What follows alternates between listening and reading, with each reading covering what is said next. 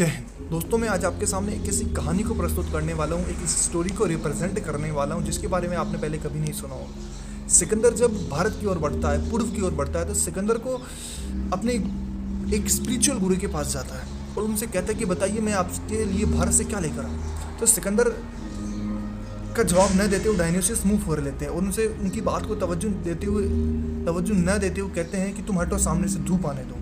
तो Sikandar that was very young that time.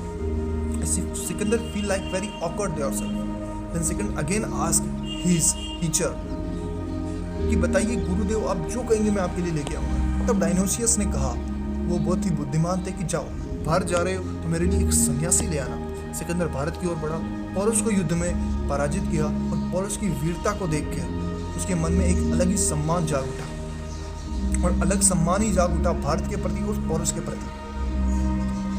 तब सिकंदर वापस इटली की ओर बढ़ रहा था। प्रेजेंट में जो सिकंदर जहाँ रहता था वो इटली है, that you know about it. तब सिकंदर जब वापस बढ़ रहा था तब सिकंदर को याद आया कि यार उनके गुरु थे जो एक सन्यासी मंगाया था। सन्यासी के बारे में सिकंदर को कोई आइडिया नहीं था। अपने एक सेनापति को यानी नियारकस को बोला कि जाओ एक सन्यासी उठा के ले आओ। एक सन्यासी को लेने गया। उस समय एक सन्यासी हुआ करते थे भारत में, दंडे नाम का सन्यासी हुआ करता था। और उनसे जब नियारकस मिलने गया कि चलो तुम्हें सिकंदर ने बुलाया है, तब दंडे ने कहा कि कौन सिकंदर, हम किसी सिकंदर को नहीं जानते, तुम जाओ यहाँ से। तो नियारकस को बड़ा अजीब लगा, यार विश्व विजेता सिकंदर ये नहीं जानता जिसके लिए खाने का भी फिक्स नहीं है कि कब खाएगा, एक भिखमंगा, एक संत।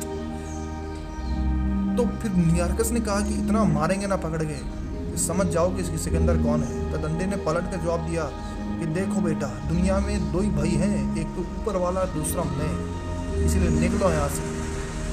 जब नियारकस सिकंदर के पास गया, सिकंदर को सब घटनाक्रम बताया कि ऐसी ऐसी बात है, वो दंडे ने ऐसा है। जब सिकंदर आया एकदम डायलॉग बाजी करता है कि मैं सिकंदर पहाड़ों को भी हुक्म दूं तो पहाड़ भी चलने लगते हैं। अब मानव की प्रकृति डायलॉग बाजी करने की। तो सिकंदर आया और दंडे ने कहा कि ले चला पहाड़ों को, चला। तो सिकंदर को भी बड़ा अजीब लगा, यार ज़्यादा बोल गया, यार पहाड़ तो कैसे चले। तब सिकंदर ने हाथ जोड़ लिए और सिकंदर ने कहा कि मेरे गुरु है जिन्होंने भारत से एक सन्यासी लाने के लिए कहा था। तब दंडे ने कहा कि ठीक है, मैं तुम्हारे साथ चलने के लिए तैयार हूँ, पर तुम्हें मेरे एक सवाल का जवाब देना पड़ेगा। और मान लो तुम रेगिस्तान में फंसे हो और तुम्हें एक पानी के लोटे की आवश्यकता हो, तो तुम उसके लिए मुझे क्या दोगे। तो सिकंदर ने कहा मैं आपको आधा राज्य देने के लिए तैयार हूँ। तो दंडे ने कहा अगर मैं फिर भी देने के लिए तैयार नहीं हुआ तो सिकंदर ने कहा मैं पूरा राज्य देने के लिए तैयार हूँ। तो दंडे ने कहा मैं फिर भी देने के लिए तैयार नहीं हुआ तो तब दंडे ने पलट कर, तो सिकंदर चुप हो गया। और तब दंडे ने पलट कर कहा कि सोच सिकंदर, तेरे पूरे राज्य की कीमत मेरा एक पानी का लोटा है। सिकंदर मन ही मन उसकी आंखें खुल गई, हाँ यार, मेरे पूरे राज्य में इतने सालों से भाग रहा था, बस एक पानी का लोटा ही मेरी उसकी कीमत है। तब दंडे ने उसे समझाया, तू क्यों भाग रहा था सिकंदर, इतने दिन क्यों भाग रहा था, किसके लिए भाग रहा था। कुछ कीमत नहीं तेरे संसार के ईश्वर के सामने। तो सिकंदर जब वापस इटली की ओर बढ़ा तब वो बुखार से मर गया, ये सोचते सोचते कि उसके राज्य की कीमत सिर्फ एक पानी का लोटा है।